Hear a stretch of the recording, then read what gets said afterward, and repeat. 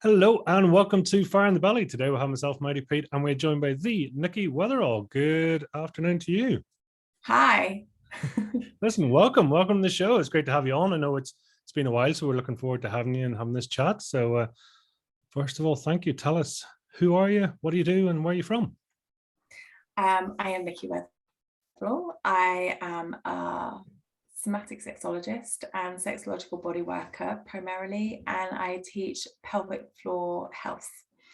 Among other things, I teach some yoga. I've got a really holistic approach to my work and living. So a bit of yoga, a bit of energy work, but the main stuff is sexological body work and somatic sexology, which essentially is sex coaching from an embodied perspective. And then the pelvic floor work as well, which accompanies it really well. From an embodied perspective, break that down for me. So it's sex coaching from a sense of what do we hold in our body, what do we feel in our body, how is our nervous system responding, how we hold trauma in our body, our felt sense where we perhaps have numbed out because we've experienced trauma or pain, or we've exiled parts of ourselves that we're no longer connected to, which limits the pleasure that we feel. So I tell you, is that that's a defense mechanism? Is it that we isolate parts of ourselves so that it's not included, as you say, in the package as such? Yeah, often. So if, for example, using my own experience, I experienced certain trauma and then parts of my body just they shut down. So either you kind of disassociate, or there are parts of your body which feel numb. And yeah, it's all linked to your nervous system. Is this like literal parts? I mean, are we talking hands, arms, legs? What are we talking here? So it can be any part. I've had clients with various parts of their bodies closed down. Often for women I work with, it's the genital area. So there might be a lack of sensation, inability to feel pleasure, inability to relax during sex, perhaps disassociating during sex, difficulty orgasming, even just feeling comfortable getting out of their head and into the body. So often we're so busy being in our mind and thinking about things, or being in our know, essentially is what it is. We're in our know and not able to drop into the body to see what it wants and what it needs. When you say you're in your know, is that in your head? Yeah, so not everyone has an awareness of what their embodied yes and their embodied no is. So often we'll go into, and this isn't just in sex, this is general life stuff, we'll be in a no, we'll not be saying we'll be in a yes when actually we're a no. So people pleasing, doing things because other people want you to, because you feel obliged to, because it's got so far down the line and now you feel like you can't change your mind. So there are different ways that we show up in life where we're in a no when actually we're saying yes. And what we're doing then is ignoring these important parts of wisdom in our body which are telling us that we shouldn't be doing something, or something doesn't feel right. So going against when something feels right. But like I said, not everyone has that ability to feel what that is. It's not something we're taught. Because there is an expression which I just find quite profound, is your voids are your values. And that would I think it would kind of resonate with what you've just said, in terms of if you had a trauma or blockage or something in your life, then you seek either to compensate for that, or you seek an excess of what you haven't had before. Does that make sense? Yeah, I haven't heard that one before, but I'm going to sit with that. So what was it? Your voids or your voids are your values. You know, and for me, it's the difference between core values and soul values. You know, people will sort of tramp out their normal core values and they say, you know, it's security, integrity, honesty, whatever. And they're saying, well, why would honesty or integrity, any of those, be that important if you hadn't had a trigger of a lack of those in the past, if that makes sense? Yeah. And the first thing that comes to my mind when you're saying those things is trust. Actually, it's our ability to trust in our body and in the wisdom of our body to guide us. And we experience lots of different things. It doesn't have to be a big trauma, like there's big T's and little T's. And if we're constantly going against what feels right and ignoring that, then we start to find it difficult to trust. So trust might be a really important value that someone needs to work on often that self-trust comes up a lot in the one-to-one sessions I do with people. It's really quite an intimate, well, it is an intimate thing, right? You know, you're getting to speak to people on a very personal level. I mean, this is, you know, it's amazingly intimate, right? Yeah, 100%. I feel really honored when someone trusts me to share areas that they can't even go to. So they're allowing me to help them, to be in service to them as they move courageously through this discovery of actually things that they don't even have an awareness of. So we're bringing the subconscious to the conscious. We're finding what's buried deep within the body, within the soul, within the heart, and very, very gently allowing it to come up to the surface and be witnessed. So then it can be integrated, it can find acceptance, be seen, you know, actually be valued as part of the client's life, when sometimes we haven't even had an awareness of something, you know, that the deep wisdom and knowledge that our body holds. I don't know if you've heard the book Body Keeps the Score, but it's a really good recommendation for anyone wanting to start to explore what's going on with their body. We have such little awareness really of some of the things that are held there because we're so busy being busy and trying to get somewhere or be something, that actually we don't slow down and drop in. You know, someone said to me the other day, there's like 7.2 billion humans or something, and there's like 7.2 trillion cells in the body. And despite all the humans, we still couldn't create a human. We would need the human body to create itself or to help it. You know, it's like we're really clever, but we're just a drop in the ocean, right? You know, yeah. I love that. That's great. And that actually, I think to really acknowledge those parts of the human body and how little we really know is really humbling.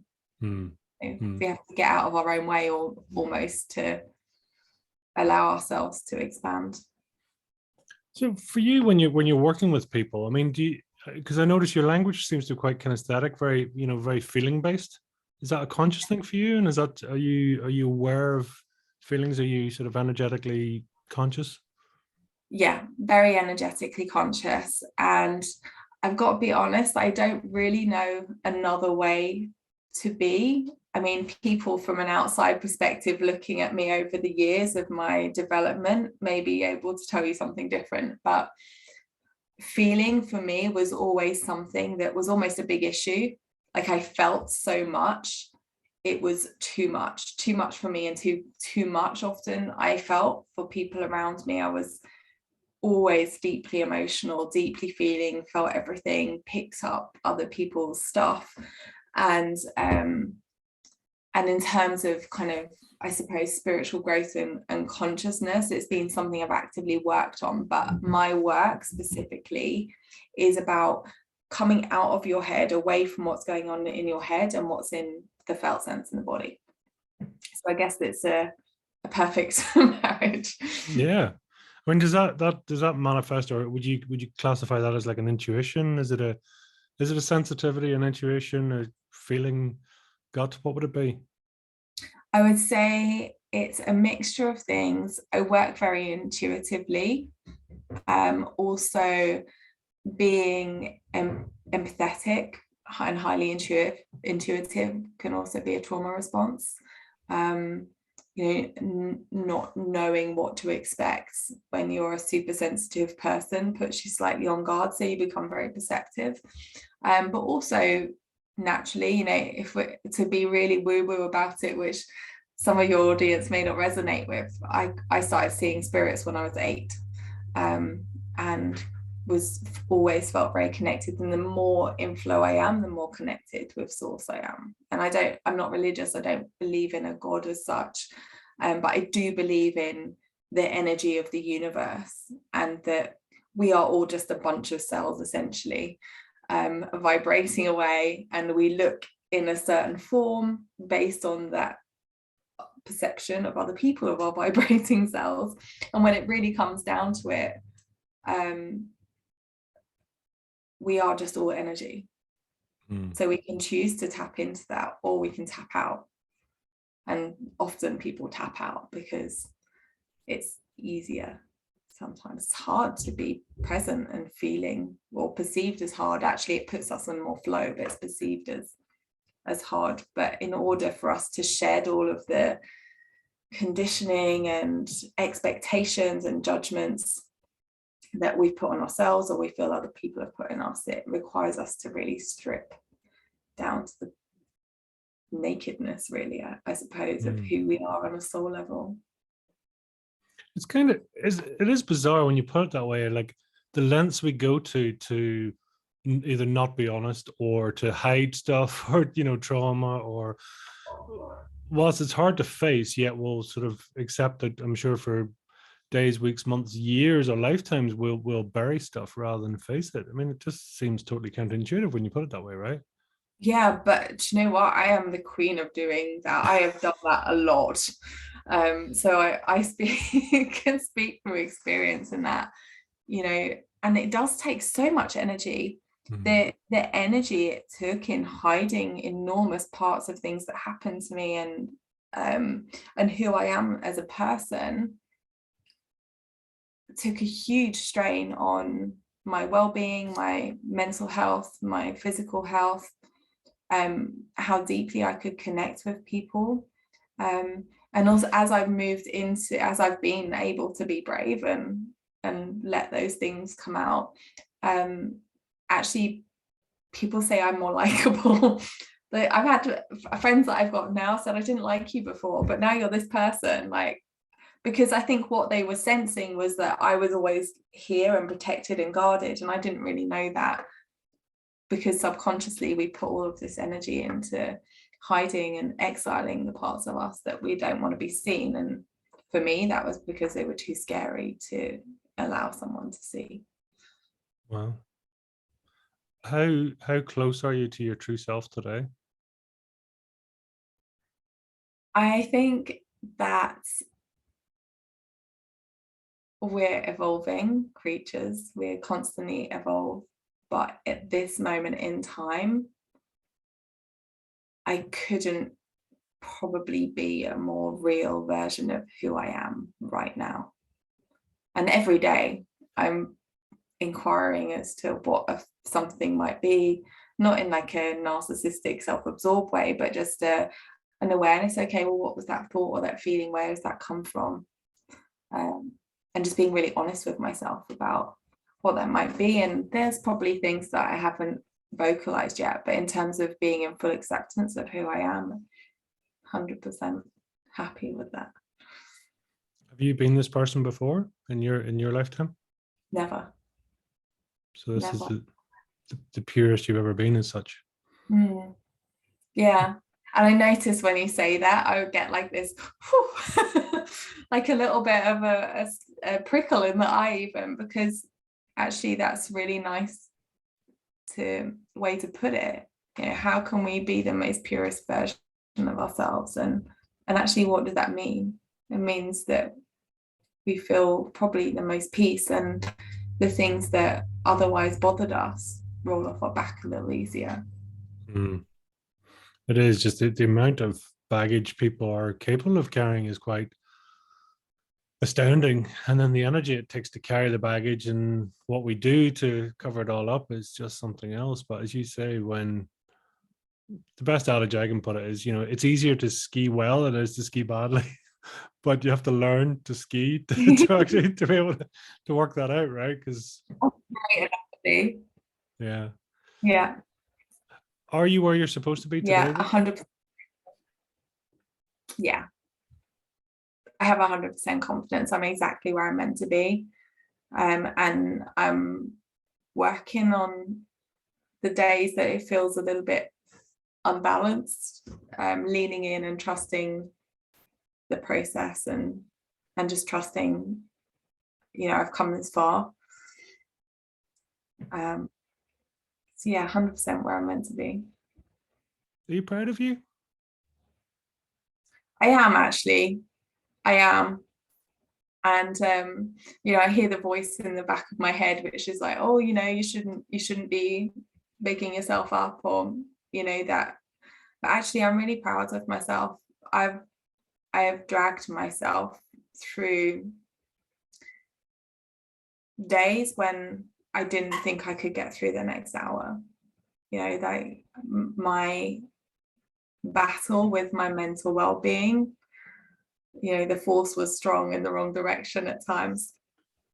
So I am really proud to be here and to be functioning well and being in service to a life purpose, and also to being the best mum I can be, the best wife I can be, and the best human for me, to not let myself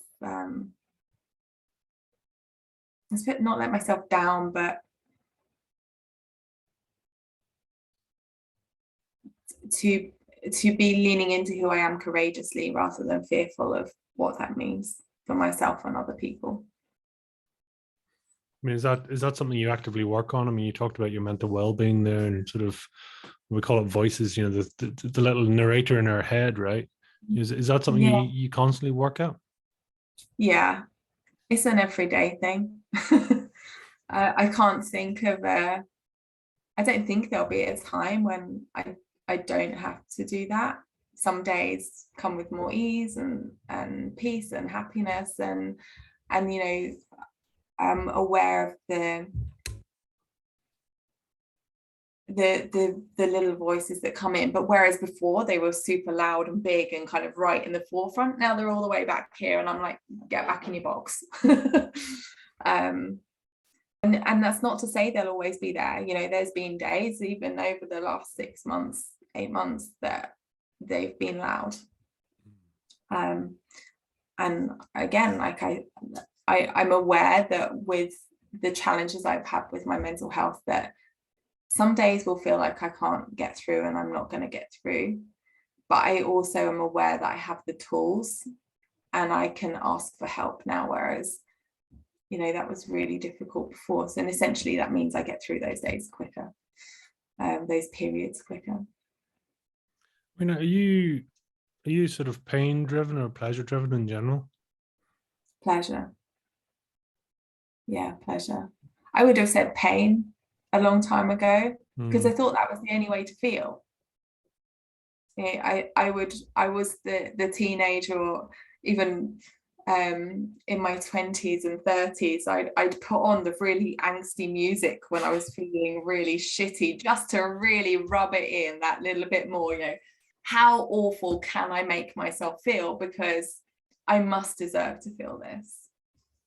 Whereas now it's like, no, actually pleasure is a really big part of my life, not just I'm not talking sexually, but how beautiful can I make my home, because that makes me feel grounded and nurtured. So allowing myself to experience pleasure through, the texture of having warm woolly socks and a chunky blanket and a velvet cushion, or to have the extra cushion or extra lamp, against my husband's wishes. He wants me to have a one cushion and one lamp in, one out process going on, but it just doesn't happen. I'm really about like that. How can we nurture ourselves to be able to feel pleasure and safe and secure and worthy of enjoying these moments, and then slowing down enough that you can take the time to enjoy them. And the slowing is definitely a work in progress still, but again, they're more now than before. So yeah, pleasure is definitely is pleasure and freedom, probably my top values on my list. I have this picture of you squirreling away with a large selection of cushions, creating nests around the house in random places. Yeah, like I love to have, like, I've got these gorgeous leather sofas, and they're like piled with cushions and sheepskin throws and chunky knitted blankets, and I love old things. So I'm a massive fan of collecting stuff from charity shops and junkyards and repurposing things. So I've got like an old chest with loads of candles and plants and books, and yeah. Nice, just to have all your things around you. I mean, are you you obviously you're coming across, you're talking about the textures, the velvets, the all that, and that probably just leans into the kinesthetic side of you, right? It's the feeling. That's your love language, is it? Do you know what? I've done the love language and I recommend it to everyone, but I did it a really long time ago. And I was thinking to myself the other day, I think I need to change that, because I think as we allow ourselves to become softer, that probably changes. So quality time was my thing before, quality time. But I can think now of all kinds of different values, and I think they probably change at different stages in our lives. Like, we've been renovating this house for the last 2 years, and we didn't even have working toilets when we moved in, and there was ivy growing up the wall on the bathroom. There was no heating system. And so probably the last 2 years, I'd say acts of service has been really like, please put those window latches on. But yeah, I think it probably changes through life. So I'd be interested to see what it is now. But I'm artistic and creative, and I did art and design and fashion when I was at college, and I love the beauty of looking at colour and texture and the emotions it provokes and allowing us to feel. So I think it's probably, even then, my parents had a picture framing company when I was young, and I used to love looking at the art. I was always fascinated with art, and I think it was because it made you feel it subconsciously. Is it, do you enjoy the pleasure of looking at it or creating it? What would be your preference? Both. I find creating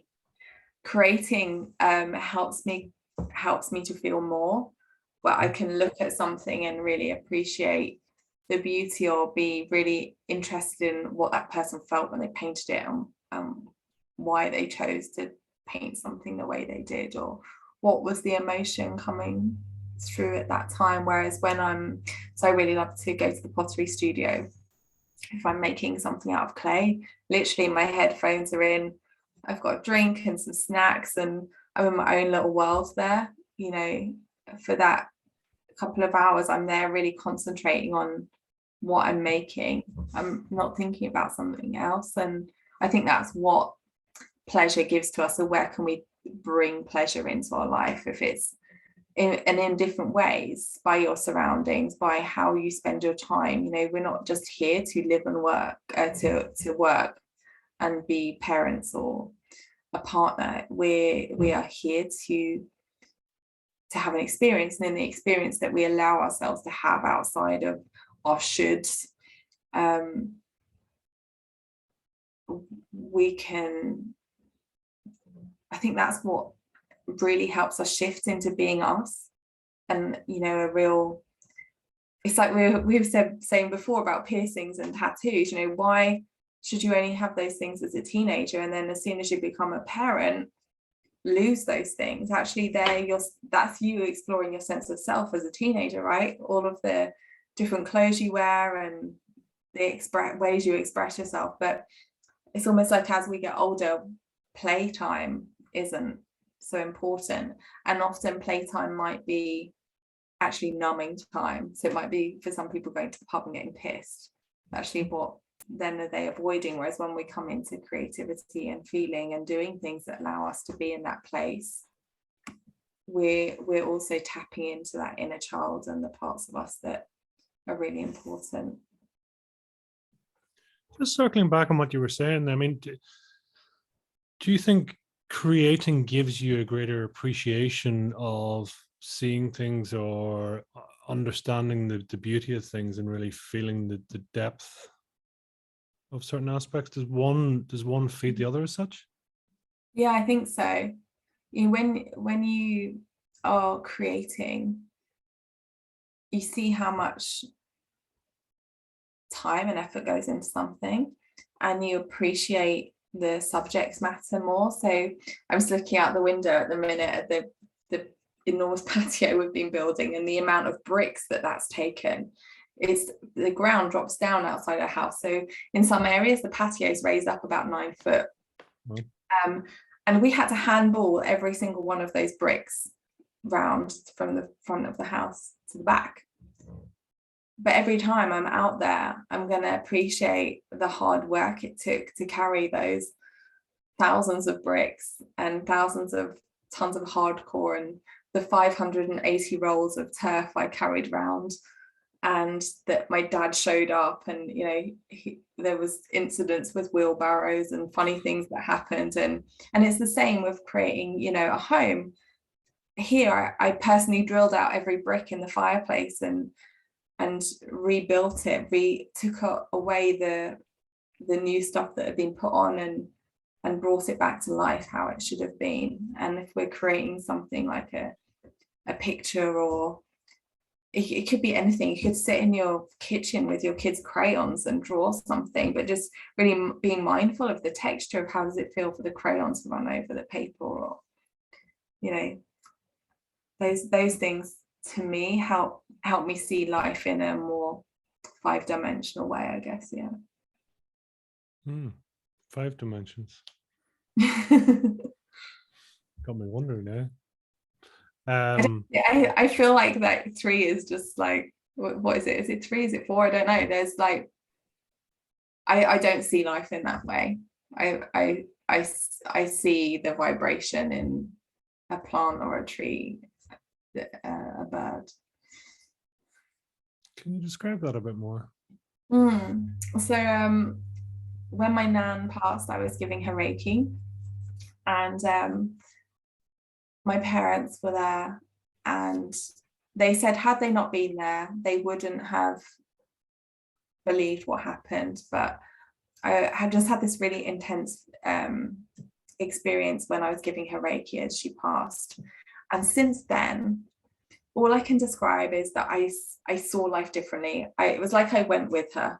So I had this knowing before, like I said at the beginning, I connected with spirit since I was 8. And I had this belief, but now I know. You know, like in science lesson, we're told, you know, we're about atoms and neurons and all of these things. But since then, it's like I literally see beyond just what a leaf looked like before. It's like I can see the vibration of nature, and not so much in people, but in nature, and things more. It's really bizarre, and it probably sounds really crazy. And it was about 9 days after that I went out to Ibiza to do my yoga teacher training, and I was on Wetherell with having a sound healing as part of my training. It was held at a yoga retreat called Yoga Fit, which I'm now one of the instructors at.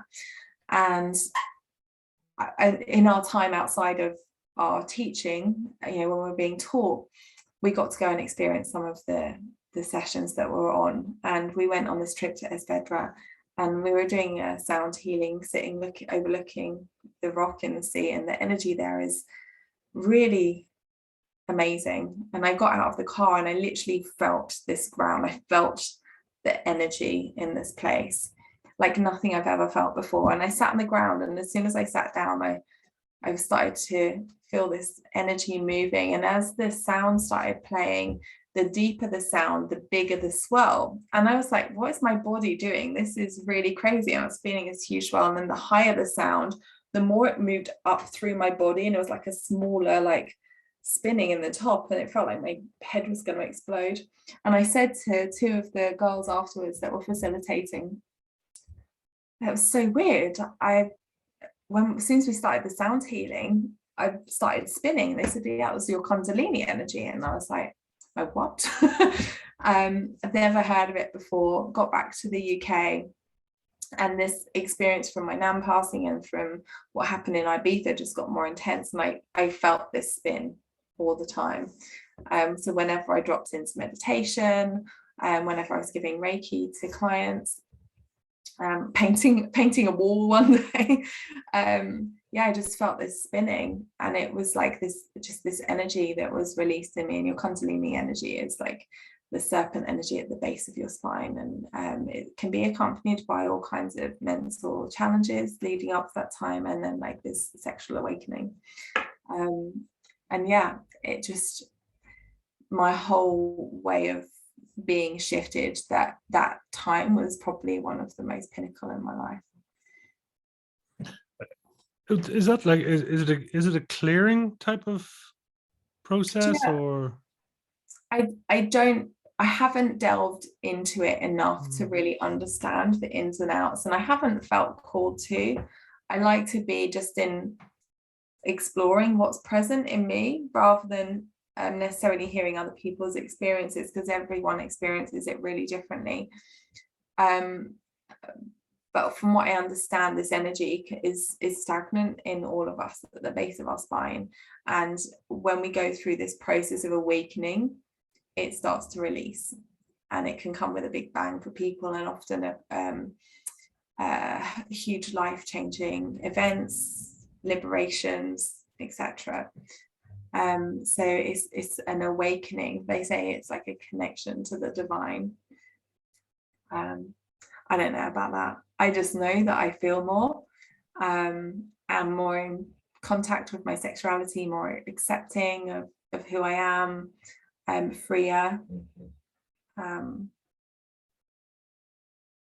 Still have, the challenging mental health stuff going on, but there's this crossover, isn't there, between what's a spiritual awakening, what's mental health, what's what. Who am I to judge what that is? I don't know. It does all, because I've often thought, meditation and depression have similar, both are stillness, both are attraction, both are, sitting in contemplate or sitting in silence as such, but one is seen as good and one is seen as bad, or not bad, but challenging, let's say, I was always just taken by the similarities between the two, and yet they're diametrically opposed at the same time. I mean, I'm not a psychologist, so I won't go into like the ins and outs of depression, but from what I understand and from my own experience, it's a needing to withdraw. Things are overwhelming, they're too much, it's needing to shut down, it's often disassociation, we're dropping into that freeze response within our nervous system. Like I said, I'm not a psychologist or a doctor, so I won't go into the medical stuff, but my experience of depression was a needing to drop in, an inability to be present in normal world, and feeling at the depth of despair to the point where you're paralyzed, and my body's response to that is I need to get out.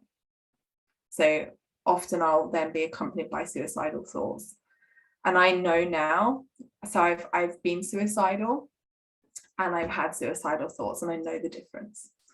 And when I was suicidal, I got admitted into the Priory in 2010. I'm really grateful to have private health insurance at the time, because there was a really long wait list on the NHS. But then at the times when things are overwhelming and I'm really, really low and I need to get out of here, my body's natural thing is I need to escape, I need to get out, I need to run. And often that's accompanied by suicidal thoughts, whereas meditation feels really different to me. It's like an active choice, and in the way that I choose to meditate. So I might say that making something with clay is meditative to me, but also I love to plug into, I love Steve Nobel's meditations. He's does a lot of spiritual clearing, connecting to angels. I love a guided meditation in that way. My brain's too busy in general, like to sit in silence. That doesn't resonate with me as the type of meditation that is helpful for me. And also, do you know what? So is going to the gym and plugging my headphones in and listening to some rappers blast in my ear or some dance music and chucking some weights around. Does exercise change your state? Is that a useful thing for you? Yeah, enormously. So I hated PE, absolutely hated it when I was a kid. My mum, I think what I know now is I was embarrassed, or in the changing rooms, I thought I'd be found out for being attracted to women, which I only came to accept about myself a couple of years ago. So I thought I was really embarrassed in the changing room, and I was embarrassed, you know, who isn't as a kid, but I was also like, eyes down, don't let anyone see you, because I didn't want anyone to think that I was attracted to them. Like it wasn't conscious then, but it's something that I've developed a real awareness of in recent times. And also not wanting to be seen, really. I remember my PE teacher once, I was really going for it in the running, and him saying something about my running, and suddenly I was aware of, like, shit, what if people see me then? What if they look at me then? I was very, very shy when I was young, so I didn't want anyone to look at me. My mum used to say I'd go scarlet if anyone spoke to me. Obviously I'm not shy anymore, but not in the same way. And yeah, I just think PE at school is uncomfortable. You know, the changing rooms are horrible. It wasn't on my terms. I was not very good at ever doing anything on anyone else's terms. Like it, I wasn't popular at school. Had braces, massive boobs, big hair, big teeth, big nose. Like, it took a while to grow into everything. And yeah, school just didn't feel great. And actually, in speaking to people that I thought were they were in, like, the cool gangs at school, now they say to me, I felt awful at school. So I think it's just our perception of what's going on at the time, and we're growing and exploring who we are, and we don't really know, and everything feels a bit weird. And so anyway, I hated PE. But naturally I'm very sporty, but I didn't know that then. It wasn't something I discovered until after I had my son. So Toby is 15 now, so he was born in 2006, and I had wanted to get pregnant for a long time. We'd been told we wouldn't conceive naturally, we'd have to have IVF, but the likelihood of that was it would fail. We had less than 10% chance of conception. It was something like 7%, and they advised us that it probably wasn't worth trying, and that we should consider fostering or adoption. So when I, to my surprise, fell pregnant, I fully indulged my pregnancy. Yeah, and every craving I had, there was a lot of Mars bar consumption, a lot of pizza consumption. I remember sitting in the cupboard eating a box of After Eights under the stairs because I didn't want to share them with anyone. And my friend said one morning she came to the door and I answered it eating a pizza at 10 o'clock or something. And I put on a lot of weight. So I was a size 18 after I had him, and I had a really traumatic birth. I really struggled with postnatal depression afterwards. And also leading up to having him and getting married, I realized that I couldn't bury my demons anymore, that I was raped when I was 15 and hadn't told anyone. And when I was getting married, I felt like I was carrying this massive lie that I hadn't told anyone. And then when I was giving birth to Toby, it triggered a PTSD relapse, which I didn't know at the time. I wasn't aware of it until about a year later. And so I really struggled afterwards, one with having a baby. Even though I really, really wanted him and adored him, I struggled with that connection with postnatal depression, and I didn't really know what to do. My milk never came in, so I starved the poor thing for 2 weeks before the midwives begged me to give him some formula. And thank God my husband, was great. He's great with the babies. But that whole, then having really wanted to have a baby and then not it being like this amazing thing I thought it was going to be, an amazing experience.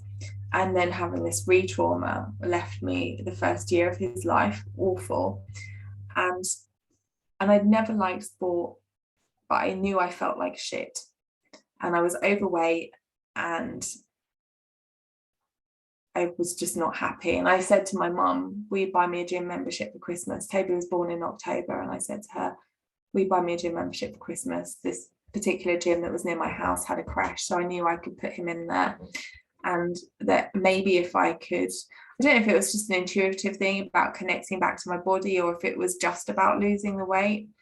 It didn't feel like it was just about losing the weight. It was about leaving the house. So for me, having this gym membership and committing to that meant that every day I left the house and I spoke to someone, because my husband, when he went back to work, he was working miles away at the time, so he'd leave the house at 5 a.m.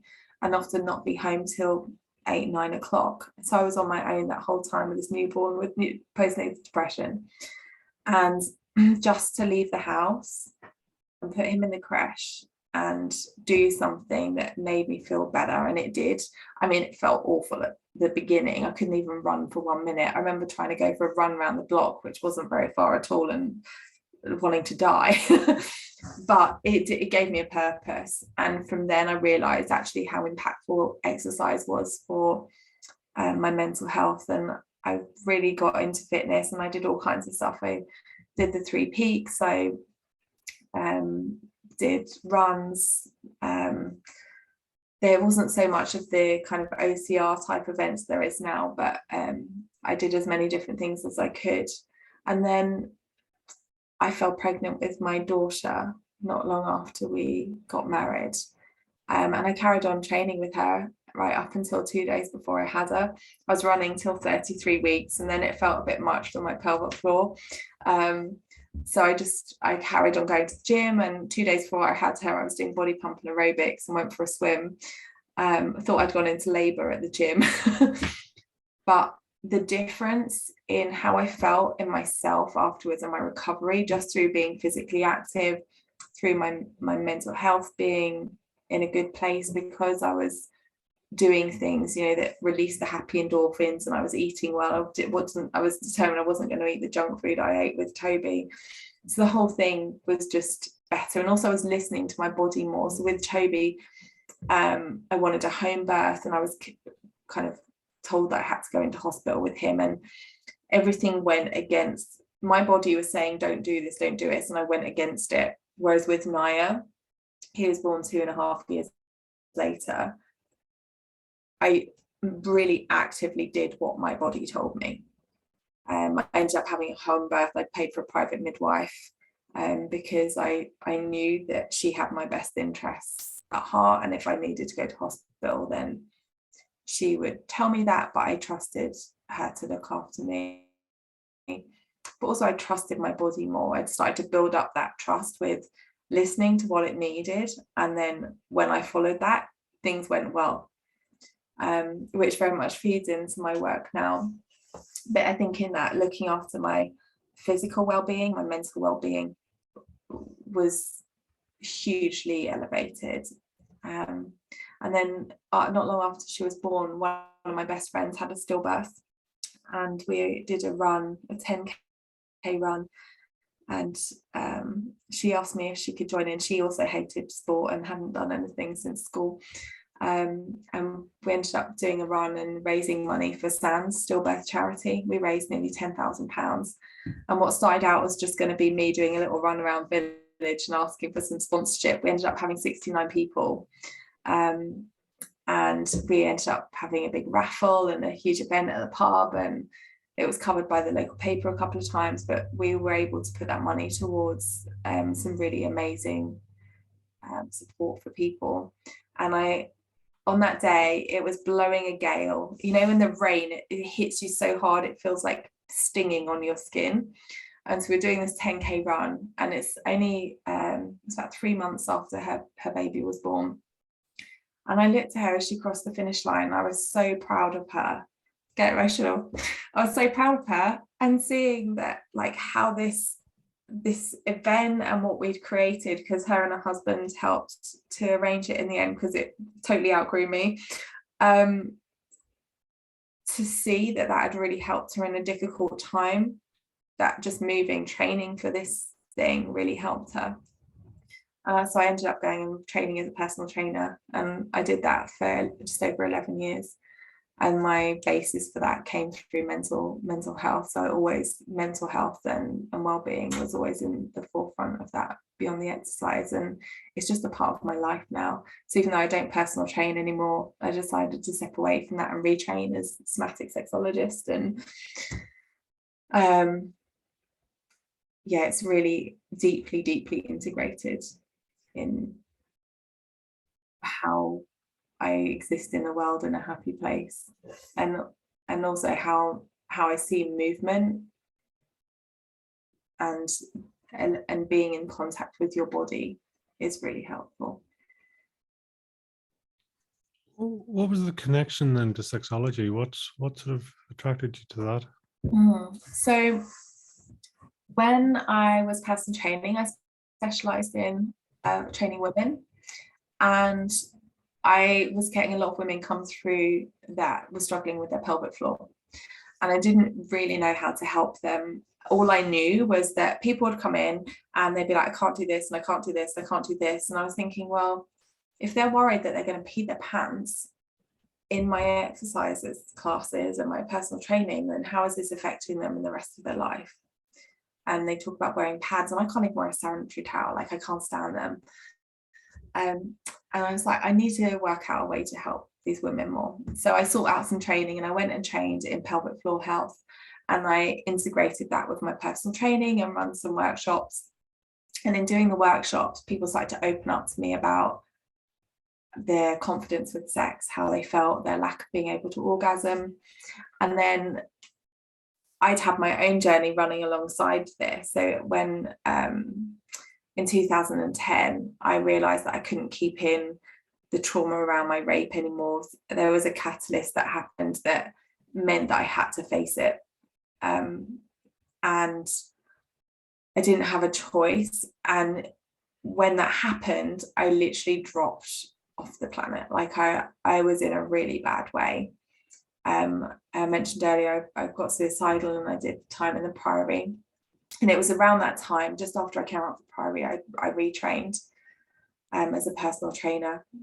And so there's been this thread. So through all of that evolution, there's this thread of me trying to understand why my body functioned in a certain way. Why did I need certain things, or why did I struggle with certain aspects of sex and pleasure? And then these women started to open up to me, and because all my personal training work was also based in mindset and mental health, people would talk to me about all kinds of things. And as I had really healed myself through traumas mentally that I had gone through, I would talk really open about them on my social media and everything. So I would get these stories of people saying, oh, I experienced rape, and hearing this has been really helpful. Or in my pelvic floor classes, like I'd never thought about how this was impacting my sex life before. And then when I decided that I'd had enough of personal training, I knew that I wanted to somehow work within mindset and coaching. And I was also at a point where I was starting to liberate myself sexually as well. And I was like, okay, well, I'll train as a life coach. I did my ICF life coaching qualification. And I knew there was something in me, like it wasn't a thought, it was like, I need to do this. I need to specialize in sex beyond something that is of my service. It was like a calling, I suppose. Like someone else in the universe somewhere was going, this is what you need to do. I was an Ann Summers rep when I was 18. And so looking back then, I think, well, there was these little tiny clues all the way along. And I actually had an astrology chart reading done a few months back. And apparently it literally says I should be a sex coach in my astrology thing, which I find mind-blowing. But yeah, it was just a real calling. I knew that I needed to work mentally. When I was personal training people, I wanted them to do the work underneath, why they needed to come to the gym. Why did they need to push themselves, punish themselves? beat themselves up about their bodies and what they look like and their diets. Like it was always the stuff underneath that I could see was more important, but how did I get them to see that? I'm putting these mindset programs and offering, you know, I'd constantly do in my Facebook group for my clients, I do weekly talks where I review books on personal development and try and open up eyes to things. But it was like people only wanted the personal training. They liked that stuff, but really they just wanted to push themselves in the gym. And then this other calling was coming out. I was like, it's all connected. It might seem like a tenuous link, but it's so connected, and to my own journey as well. Like, I wish I'd had someone like me 10, 12 years ago to go, do you know what? This is something worth looking at, because I didn't even know that this existed then. But actually, somatic sexology and sexual body work was born out of the AIDS crisis, when people needed touch and they needed connection, but they were terrified and massively traumatized. So that's how sexological bodywork came out. It was about needing to find safe connection and also deal with this massive traumas that was going on within sexuality. So it all kind of just linked in. From just, what did you learn out of, I mean, certainly those traumatic events, what have you learned about yourself? Good question. The first thing that comes to mind is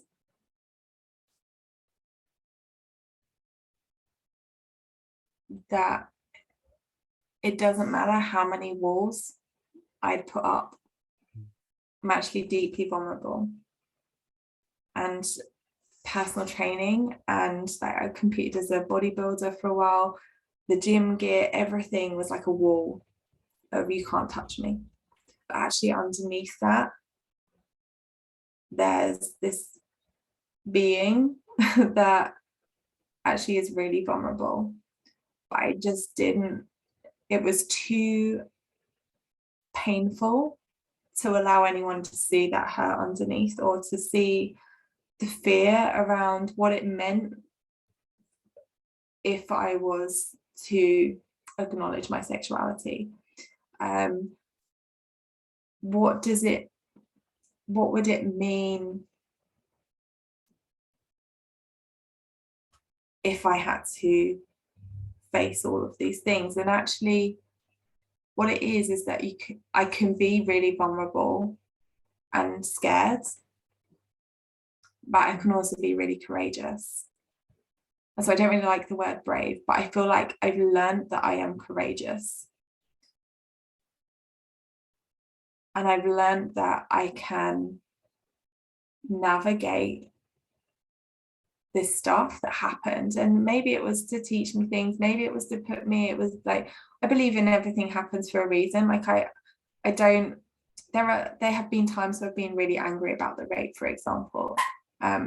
Actually, without that, I wouldn't have done anything that I've done.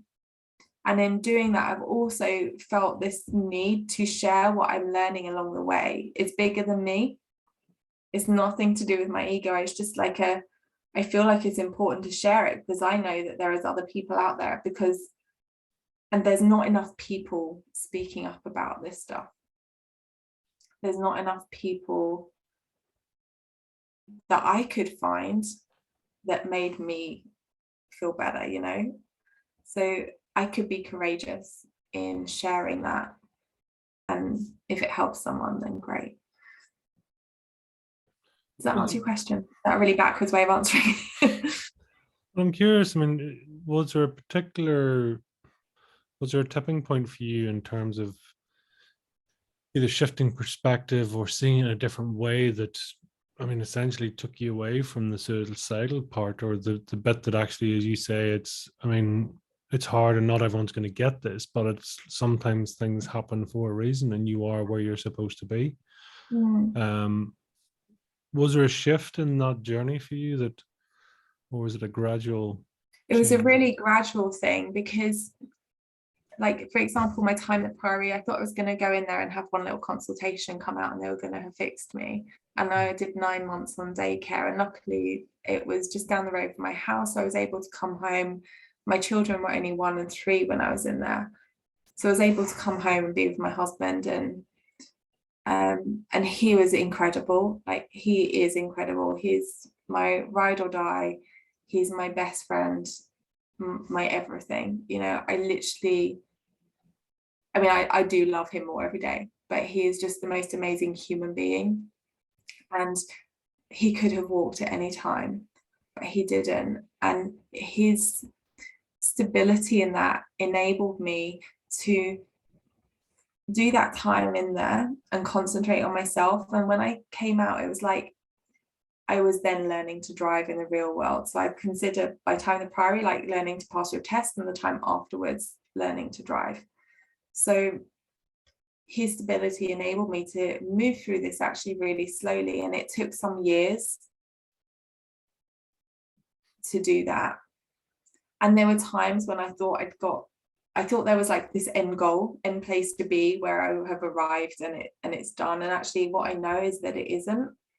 There probably is never going to be that end goal, but actually it's like an onion peeling itself back, and we will heal to a certain level of where we can. Then we spend some time integrating by just living and not dealing with anything other than just being where we're being. And then you'll reach a point where perhaps you're ready to face another thing. So something else will just pop up and go, oh, here I am, I need dealing with.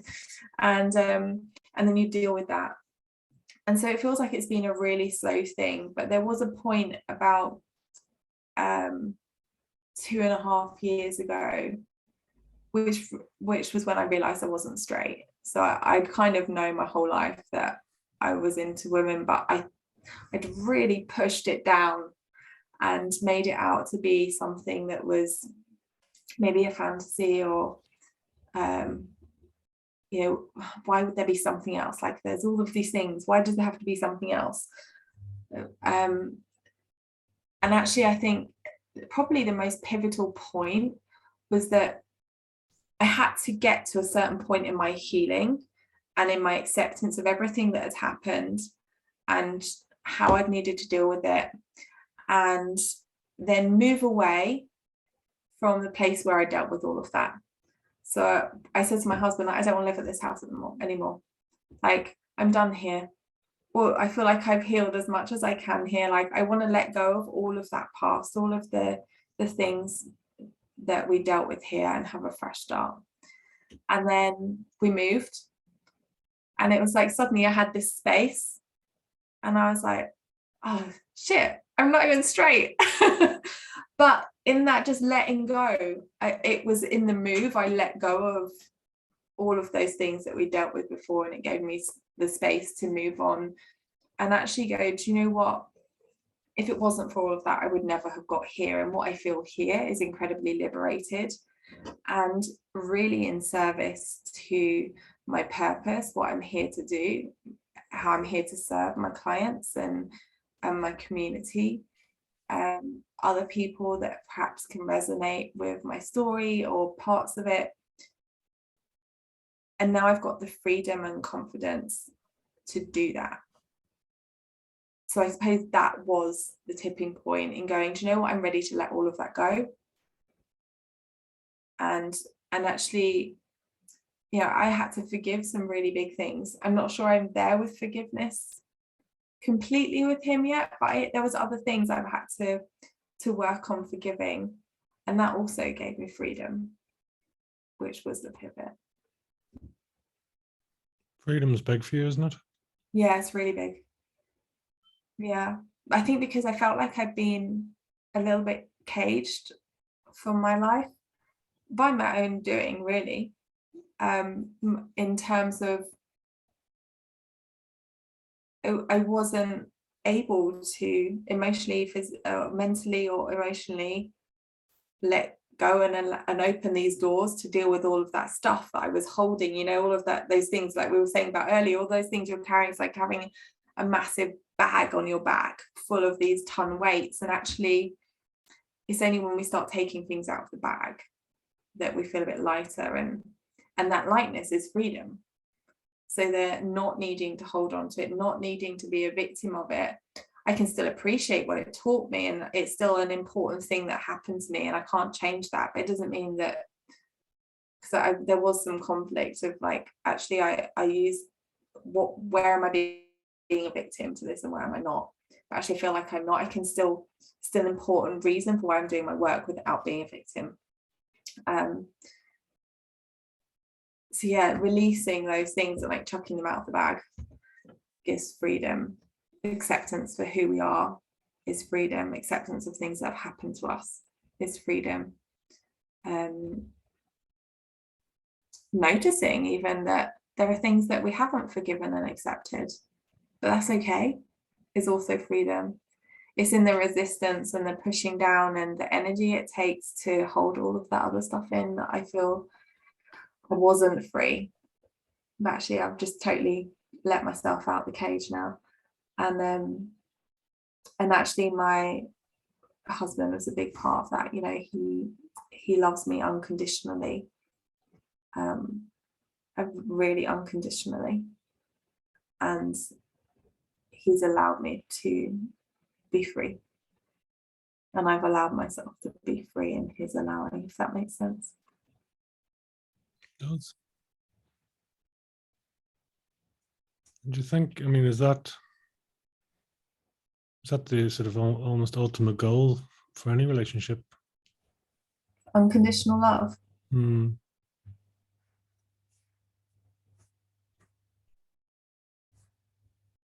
I'd like to think so. Some people might say I'm in fairy tale land for that, because a lot of people tell me how lucky I am. A lot. And it gets on my tits, if I'm honest, because there's nothing lucky about what we have. We really worked.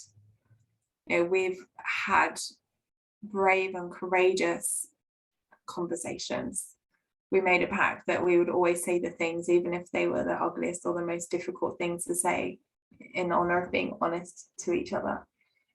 And he's held me when things have been difficult for me, and I've held him when things have been difficult for him. You know, he has his own stuff. He was crushed underground, where just before we met, has 133 fractures in his hip and pelvis, and so he has a lot of pain, and he has a grumpy when he's in pain.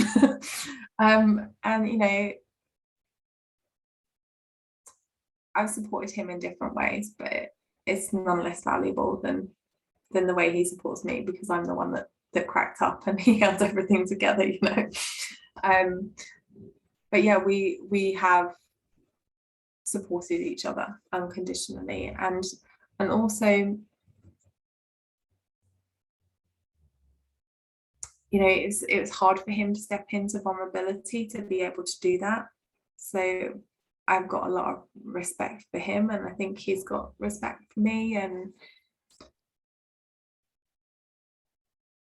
there's a real depth to that. And I can't be in anyone else's relationship. Obviously we can all be observers of other people's relationships and everything, but we do have something very special, and it's nothing to do with luck. It's to do with what we've grown together and nurtured in one another. It's so brave on both your parts, really, isn't it, to do that? Yeah. I mean, I feel very grateful to him that he never walked, because he could have done, and a lot of people would have. You know, he has put up with a lot, but you know what, we made a commitment to each other, and we love each other, and we love each other unconditionally through the good and the bad, and I think that's what unconditional love is. And it's also, it's not an unconditional love and as in you're mine and I've got you and I'm married so you're mine. His is he believes if you love something, set it free, and if it's yours, it'll stay. So he allows me to be me and to be expressive in whatever way that is. And yeah, I'm really grateful to him for that. Did you say soulmates? Do you believe in soulmates? I do believe in soulmates, and he would never put us together, I don't think. Like, if you were to put us on paper, we haven't, like, really not very much in common. But there is this really deep connection there. Like, nothing about our relationship makes sense. He's 15 years older than me. We like different things. He's very introverted and quiet, and I'm quite loud, and well, maybe I'm not loud. I don't know, whatever I am. But yeah, nothing really on paper makes sense, but there is this deep, deep love for each other. And I know that even if there was a time when we weren't together, we would still be the best of friends. And I can't see that that's ever going to happen, but I have that much faith in our relationship and our friendship and the bond that we have, that I know that we love each other in a way that enables us to support each other no matter what happens in life. How common or uncommon is that in relationships in your experience? I don't know that I can answer that, really. I don't know that I can answer that. Well, take you back a little bit. I mean, you talk about almost being opposite. You know, do you find that's quite common in relationships? That people are, you know, as you say, if it was to match people up, quite often you wouldn't, but then. I actually think it's more to do with everyone comes into a union with their stuff, right? And I think the depth that we can meet anyone is the depth that we can meet our stuff. And it's not always, you know, our growth is not always going to be linear together. So there are times when he's gonna, oh, you're outgrowing me and I can't keep up with you, and you do everything so quickly, and he needs much more time, but suddenly he deals with some stuff. I think that the depth of a relationship is the depth that you're prepared to meet your stuff and each other's stuff without your ego taking over, you know, without being in the you said, he said, she said kind of. When we put all of that stuff aside and we just are two souls trying to understand each other and hear each other and see each other and meet whatever challenges we have with love and compassion, then it grows. And I think that's maybe the sticking point. And I'm not a relationship expert. I deal with the sex stuff, and it's about really, it's not my job to do anything for anyone. It's about, we all have everything we need inside of us, but sometimes we can't see it. So relationships aren't necessarily my area of expertise, but it's what level can we deal with our stuff as individuals, and how do we come together? Does that answer your question? I don't know. I feel like I've just rambled. What was in my head was not coming from my mouth. Well, I mean, words are perfectly imperfect, so you know it's context really. But it's, and I'm curious about separating the relationships with the sex. Why? What's my question? Can you? I mean, I was going to say, can you have one without the other? But you can. I don't know. You can, because you can have solo sex. So, for example, our pleasure and ability to feel pleasure is not our partner's responsibility. Okay, so we can't expect to have an incredible orgasm unless we have taken time to unravel our shame, to connect with our body, to know what we like, what we don't like, to find areas where we haven't got any sensation that perhaps we need to bring back online. Anyone can stick a vibrator on their clit or not anyone, many people can stick a vibrator in their clit and come. Mm-hmm. That doesn't mean it's going to be a great orgasm. It doesn't mean it's going to be nourishing. It doesn't mean you're going to feel satisfied afterwards. And the same for a guy, you know, each person comes to a sexual connection with their own ability to know what they like, what they don't like, and whether they choose to communicate that or not. So it's not someone else's responsibility. So for it, I don't know if I'm making sense now. For example, I'm going to use a really hetero stereotypical example here, and apologies for that, but it's the easiest way I can explain to describe it. Perhaps a woman expects a guy to pleasure her, but she doesn't want to communicate what she likes or she doesn't like because she's embarrassed or she feels shame. And then she's like, oh, I just want this to be over with. Like, this is getting annoying now, like touching places and I don't want them to touch, and in ways I don't want them to touch me, so they'll fake an orgasm. And suddenly it's, you know, oh, thanks for that, love. Up you come. That isn't on the person. It's not on the guy. That's on the woman. Because she's not wanting to communicate. She's embarrassed. She's perhaps got shame around her body, shame around what her genitals look like. And she doesn't want to say to the guy, actually, can you do it like this? Or I don't like this. Or can you touch differently? Or I'm not ready yet. That's a big one. Like, maybe your body's not even ready yet. And the guy's piece in this is perhaps to say, do you feel ready for this? Are you enjoying this? What can I do to make it better? But if she's not wanting to communicate that, then there's not a lot you can do. Also, if she's not explored her body enough, then perhaps she doesn't even know. And rather than saying, actually, you know what, I don't know what I like. Or I know what I like, but in her mind, she's like, I don't want to say it. I'm too embarrassed to say it. Or when I masturbate, I do such and such. So our pleasure is our own responsibility. And then as we come together in sexual union with somebody, then it's our job to communicate those things and to give direction and ask and be curious to what each other like.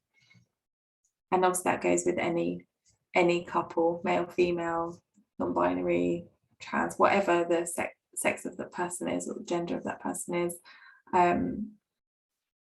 Two people coming together with their own stuff need to communicate that. And if you might have a one-night stand, which maybe isn't, go back to your original question, can you have one without the other? Obviously it's still a relationship even if it's a one-night stand, but I don't, thinking back to times when I've had sex without connection, it hasn't been great. It's been an act. It was a time where I was disconnected from my body in a way I wasn't able to experience the pleasure from sex that I can now. But that's come with me healing my relationship with my genitals, with healing trauma, with being in acceptance of who I am, overcoming shame, all of those kind of things. I'm kind of getting the sense that it's rather than the connection with the other, it's the connection between the physical body and the emotional body and the spiritual body. It's the connection that way as such, as opposed to that way. If that makes sense, you know, that's what I'm picking up. That's the important part. The relationship is, it's a facilitation as opposed to for you to connect to yourself. Does that make sense? Yeah, absolutely. That's a perfect way of putting it. You know, we are not just a body, we're a soul. We've got all of this stuff in us. We need to to deal with all of that, able to bring that to, or be prepared to.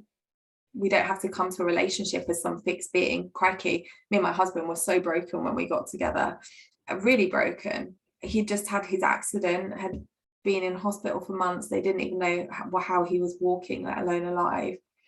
I'd just had a miscarriage at 12 months. My partner I was with at the time left me for somebody else. I was literally in the gutter. He was in this awful time, and somehow we found each other as broken people and have kind of grown together, supporting each other through that. But the expansion in having a great sex life essentially has come with us both dealing with our own individual stuff, and this with my clients it's the same. You know, we can only meet someone to the level we can meet ourselves. So when we take time to dive into actually, what do we like, what do we not like, what works, what doesn't work, and the big thing is being able to communicate that. So some people that I work with, we spend so much time on communication, actually being able to say no or being able to say yes or ask for something. Like, how easy is it for people to ask for their needs to be met? And that's quite a big thing for people, because when essentially if you're asking for something in sex, you're asking for a need to be met. But if you can't do that in the rest of your life, then that's very difficult to bring it into such an intimate place when perhaps you've got other issues, other things going on underlying that. Is it the, I suppose, what's more common? Is it them not being clear or communicating properly, or is it that they just haven't actually asked the question of themselves, so they don't know in themselves, therefore they also don't communicate? So it's a two-way street, right? Or 100%. It's both. So sometimes, like, we don't know what we don't know. But if we've never stopped to inquire, actually, why can't I have an orgasm, or why don't I like sex, and take the time, instead of kind of burying your head in the sand and pushing it under the carpet and then not addressing it, not wanting to look at it, because it's like the work I do with pelvic floor. Sex and pelvic floor stuff is taboo. It's embarrassing for people. They don't want to talk about it or admit things, or even admit it to themselves.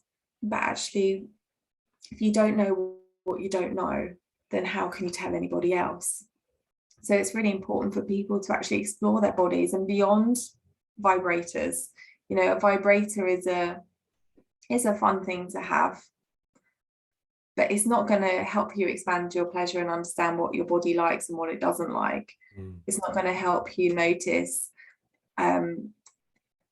where you've got really great sensation, or that your hip crease is actually really sensitive and makes you really turned on. You know, maybe for some people it's their forearm or their wrist or their armpit. But if we're busy chucking a vibrator on a clitoris and having this kind of clinical orgasm, then there's going to be a real limit to actually how much you can enjoy sex and connect with your body. So self-pleasure should be more about exploring your body, and also sex in general, whether it's with yourself or somebody else, being non-goal orientated. So when we take that goal of needing to climax out and enjoy being in the moment, how does that change the pleasure you feel?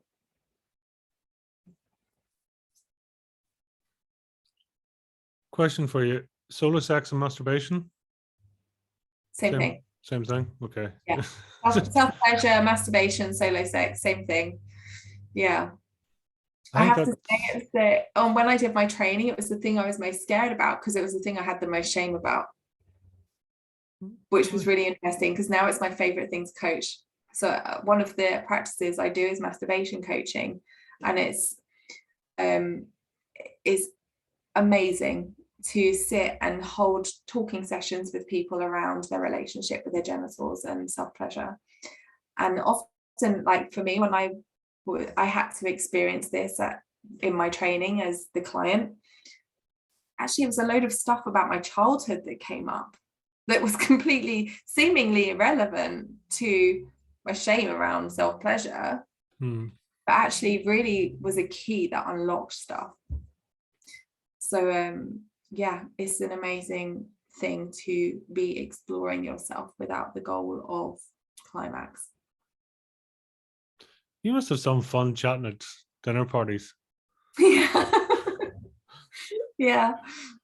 I think people are really intrigued. There's actually a program on Netflix at the moment called Love Sex Goop, which is Gwyneth Paltrow's Goop brand, which I don't really know a lot about, but about 10 people in 1 week asked me if I'd seen this series, because it's on sexological bodywork and somatic sexology. So I sat down to watch it, and I was really impressed with, if anyone wants and is intrigued with what I do, go and watch that, because it will give you an idea. What they don't show in the program is the weeks and weeks of talking therapy that we do before we get to any body work. But yeah, it's really fun and it's really interesting. And I'm honestly humbled and mind blown by every client session I do, because I'm there to hold space for them and to use the knowledge I have as a sex educator and a coach and my knowledge of the body to help them to be in service, really. I don't like help, to be in service to them, discovering what is already in themselves that they just never knew. And talk to me about sexuality, because that's something that's you've mentioned a couple of times, and it sort of, you almost get a bit of an energy spike there, and I'm just curious about that for you. Yeah, so I'm intrigued with sexuality, and it's a really new thing for me to be exploring, but I kind of thought when I was in my early teens, maybe there was something, but it was usually like you snog your mates to get the attention of the boys. And it was never like, I never fancied any of them or anything. It was just a attention thing, because we were young and, young teenagers. And then there was a girl I worked with in an office when I was temping in my early 20s, and there was very clearly a connection. There was an energy between us, and we went for a drink at the end of our contracts, and it was really nice to sit and have a chat with her, and we said goodbyes to each other, and I realized that I liked her. Like, I knew there was something there, but I was really happy with at the time I've been with my husband 21 years. So I met him when I was 19. I'm 41 in a couple of weeks. So nothing was ever going to happen, but I was confused as to realizing that I liked her. And I put it in my mind, it was just some fantasy, and everyone had fantasies, right? And that was it. Pushed to the back, didn't think anything more of it, really.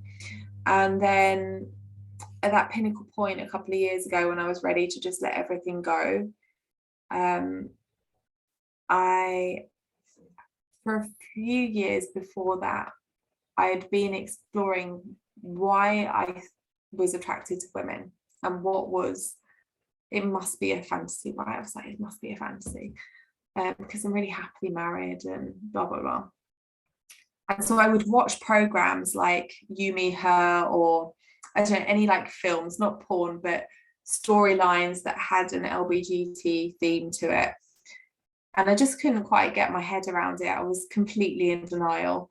And then we moved, and then I was working at the retreat in Ibiza, and there was a sex coach there. And we ended up having a conversation one night, and I realized that I'd never been able to say to anyone, I think I fancy girls. And I remember us having this conversation, and she was the first person I told, and I could feel my voice shaking. And there was a few things that happened that week. It was great to have her there. I went to her workshops, listened to her speak, and it was like I got permission that it was okay to not be straight. that it wasn't a bad thing. And bearing in mind, it wasn't even legal for gay marriage until 2014, which really wasn't that long ago. And back in the 90s, it was not long after the AIDS pandemic. You know, homophobic jokes were still totally okay. We weren't PC. There, you know, my parents were of an age where, you know, my dad would tell homophobic jokes at home. I'm sure he probably wouldn't mind me saying that. And he was a market trader. He's in his mid-60s. You know, it was of an era when that was how things were. And it's not that he is homophobic. It was just that it was okay to say those things. So I grew up with this in thinking it was not okay. And I live in the country. I grew up in southeast London, but I wasn't exposed at that age to any kind of queerness. I was quite sheltered, moved to the country, was very much, you know, country living. Even though I went and did art and design and fashion at college, I only knew 2 gay people. And what I knew was that they both had a really hard time with their sexuality, which further enforced probably subconsciously this not being allowed, that it wasn't okay. And other than that, I really didn't know any gay people. And there's that thing, like, you've got to see it to know it's okay, right? If you see it, then you've got an example of it, whereas there just wasn't. So really, she was the first person that ever gave me permission to be like, you know, it's okay. And suddenly I felt this softening in my body of, oh my God, it's okay. And actually then this slight excitement of being an acceptance for who I am, which made me feel really free and liberated. And I was really excited to come home and tell my husband that actually I'd come to realize this about myself. And I got in the car and he picked me up from the airport, and I was excited to tell him, and he said, the house is a nightmare. Bear in mind, we were only 9 weeks into this renovation and so many things have gone wrong. And while I was away, he was in the bathroom and the ceiling fell down. And I was like, he said, I've cleaned the house, so when you get back, it would be nice for you. And I walked in the front door and I'm like, oh my God, this is not a clean house. Like, there's still dust everywhere. I've been in a 4-5-star hotel, 4-star hotel for 10 days, and walked in and there's plumber's stuff everywhere. And we were thick in renovation, as you can imagine. And I just thought, I can't tell him now. Not because I was scared, but just because I could not like put something else, or it just wasn't the right time. And so it wasn't until like the January, February that I told him. And actually in that time I was able to work through some forgiveness of other stuff, like the guy that I was seeing, like I mentioned earlier, I was pregnant and had a miscarriage and he left me for somebody else. Actually we ended up after 20 years seeing each other, and it was really nice. I was able to just be really in forgiveness and just love for what we had together, and let another thing go. And it was like the timing was just right to when I told him, he was just like, okay, cool, great, what do you want to do about it? And yeah, so that radical acceptance of me from myself and from him was really important. It's like that pivotal moment you spoke about earlier was like moving into this radical acceptance of self, no matter what that is. Do you think there's elements of that in all of us? I mean, if we're all feminine and masculine energy, you know, we're all, you know, sometimes it's more of a sliding scale than a red pill, blue pill, male female situation. Do you think it is it's a softer boundary than that, really? Yeah, 100%. And I saw in myself how much conditioning and layers that there were I had to work through before I was even okay to come into acceptance. So I think that there's probably, especially by older generations, probably a hell of a lot of people that are just in denial or not even prepared to go there or allow themselves to even think about that. And, you know, I'm, like I said, I'm 40, and I've met in the last 2 years a lot of women that are in a similar situation to me. You know, they got married, had children, didn't realize till late in life that actually they're not straight, whether they're bi or gay, pan, whatever it is, whatever, you know, even if they don't want to. I quite like the label queer, because it is that, you know, sliding scale of, it's like our libido. It's never always like full on. Sometimes it drops down. And I think there is that, maybe some people know that they're absolutely 100% totally gay and there's nothing else for them. But I think for a lot of people, it's more fluid than that. And that's just my experience, personal opinion, rather than a fact. But yeah, I think that if we were to truly drop into our being and our essentially we're all souls. It doesn't matter what gender we are. If you make a connection with someone, you make a connection with someone. Who's to say that you should or shouldn't love or find that person attractive? So there's that expression, isn't it? You know, it's, well, I'd be interested to hear your take on it. You know, people just say it's not so much that you necessarily love someone, it's just you love yourself when you're around them.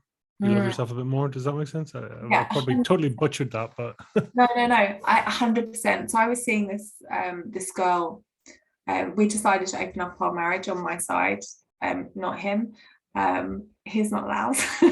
No, he doesn't want to, and I'm pleased about that. But we opened things up so that I could explore what this meant to me. And what I noticed was I liked myself a lot more by being in that queer version of me. I found my joy and my fun, which are things that were really vulnerable to me. I'd rather walk down the road naked than be silly and playful. But actually what I thought was to do with her. It wasn't until it ended that I realized actually it was something that was in me all along. It was just that situation had enabled me to see it. So there are these parts of us that it takes someone to reflect something back sometimes for us to see it. Yeah. Is it funny how, I mean, I suspect a lot of that, you know, almost the disorganized end of that would be the likes of pornography or whatever. You know, people step into this virtual scene, if you like, rather than face something themselves, because again, it just avoids hard questions or whatever else, you know. It's just interesting. Yeah, absolutely. And you know, my jury's out on porn consumption, to be honest. I think it should be ethical, and I think there's a lot of things that are wrong with pornography, but it can be a tool to enable us to explore things. But some people, you know, do drop into that end of, like you said, of disorganized, where it is problematic, and it's then like you say, they're escaping something, or it's too hard to go there in real life, so you'll be absorbed into this fantasy land. And I did read, I can't remember where this resource was, excuse me, but I read this thing that was talking about porn, where, you know, like they've got the versions of porn where it's like big boobs and it's very plastic and not real. And the point of that is that it's escapism. It's not real. It allows people to come out of what is real life. But then the problem also with pornography and social media and press and things like this in general is that actually it distorts our view of what reality is. So that then when we are in reality, it's either perhaps not enough. So for some people that have excessive porn consumption, then real life sex is not enough. And again, it's not my area of expertise, but just an observation. And like with social media and the beauty filters, you know, when we see ourselves through filters, or we're looking at people through on social media that have filtered the shit out of their pictures, it distorts the image of how we see us. And in terms of my work as a sexologist, what I've noticed and experienced is this issue with what I call porn star pussy. And it's that women's genitalia should be neat and tucked in, and there should be little to no hair at all. And actually, that isn't what women's genitals look like. They're enormously diverse, and there are labia that protrude from the inside. And that's how they're meant to be. They're meant to be different colours and shapes. But when we've got this porn star pussy kind of body image thing going on, and there's this huge rise in people wanting labiaplasty, which is where they basically trim your labia and make it look neat and tucked in. People are having surgery to have that done because they think that they don't look normal, but actually it's really, really normal to have labia that protrude, or inner labia that protrude, I should say. There's an account called the Vulva Gallery, which I adore, and it's created by someone, so their passion was genital diversity and showing what that is, and they've even gone as far as creating this whole educational programs, which I've brought their package to use when I teach about genitals and pelvic floor. And instead of having these neat tucked in almost anatomical drawings, they're real life beautiful watercolors of actual people's genitalia, and they do men and women now. So they do actually, I shouldn't even say men and women. There's a mix of gender diversity within their genitals and their art, which is great. And it's really interesting when I hold the workshops that I hold to see people's responses to an actual picture of what a vulva looks like. Does that ever creep into your art world? You ever create paintings? 100%. I've been making these vases, which have got different types of bodies. So I've been making the clay, and then I've been engraving different types of bodies and different vulvas and boobs and wonky boobs and stuff all into them. I've made a tile with a labia, but it's like lots of petals coming out. And I've told my kids I'm going to hang it on the wall just in front of the front door so they can see it as soon as they come in. I'm sure they're delighted. Do you know, my daughter, it fully embraced. They have come out as gender fluid recently, so we're embracing what that means for them at the moment, and allowing them to navigate it. But they are such a feminist, and I just love seeing their way, the world through their eyes.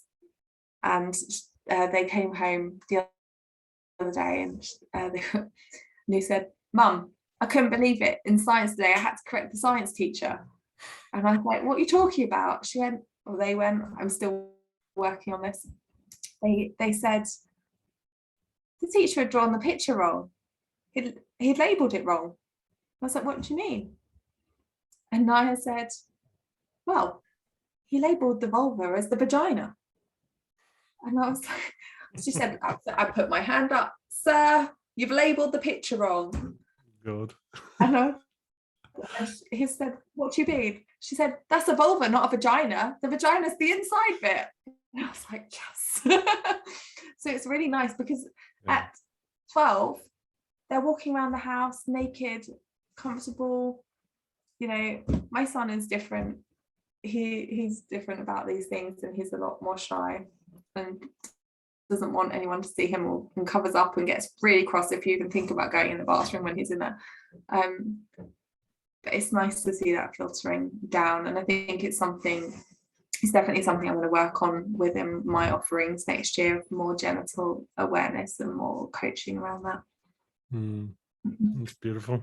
It's beautiful. What's a guilty pleasure for you? Oh, you're really going to ask me this? Take the guilt out of it if you wish. No, I definitely feel guilt around this. I've got two. One is Pepsi Max, and the other one is Home and Away and Neighbours. hold my hands up. I don't really do a lot of telly, but it's my ultimate escapism. And I don't know why, but I don't like reality shows. I don't like soaps. I don't like lots of shouting and angry people and shooting. And this is for the most part just kind of happy clappy surface level stuff, which is kind of nice sometimes. And I do love that recently Neighbours have a polyamorous relationship in there, and they also have 2 gay storylines. And I think that's still something that is much more needed across entertainment. It's definitely, there is a bit of a shift on, and even like Strictly Come Dancing and all that, they've same-sex couples and stuff, and why not? I don't think it's quite enough, but we're getting there. It's a start. Yeah, well, like anything, there's a great book. I think it's Malcolm Gladwell, but it's called Tipping Point. And they talk about that, and they talk about, you need it's like 3% of the population to change, and then everything changes, and there is a shift in everything, so here's hoping, right? Yeah, 100%. I have got that. It's been on my book list for ages, but things keep going past it. So maybe it's one I need to. Yeah, it's just whenever you're wondering, is anyone listening? Then you just got to keep going, So, so tell me, if you were to try and describe your fire in the belly in 1 or 2 words, Nikki, what would it be? What is my fire in the belly?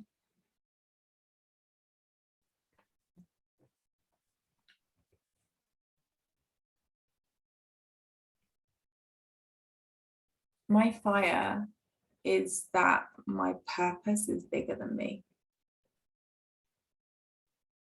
So when I get out of the way, that's when it ignites more, I guess. Yeah. So yeah, that fire is that my purpose is bigger than me. I love the way nobody can count. I asked for 2 words and I get I just can't give you 2 words. No, that's okay. I like it. I don't know how you too. I am conscious of time, so I'm not going to keep you too much longer, but tell me, where can people reach out to you? Where can they track you down, hunt you down, find out more? The best place to find me is Instagram. I'm on @CelestialSoulCoach. I do have a Facebook account, but I don't use it. Everything you won't really find me on there. It's just transfers over. So yeah, Instagram is @CelestialSoulCoach, or my website, which is celestialsoul.co.uk. Beautiful. Yeah, it is a great website. There's loads of useful information on there. So thank you for sharing that. Have you a final message you'd like to leave with our listeners? Final message.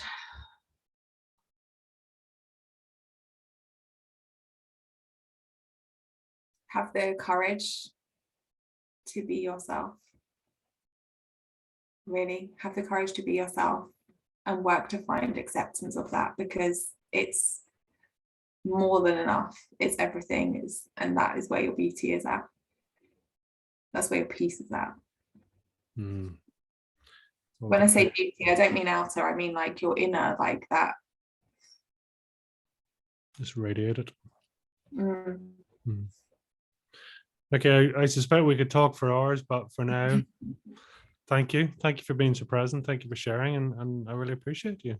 Thank you for coming on. Thank you so much for having me. It's a real pleasure. I hope it helps your listeners in some way. Always. Thank you. Thank you.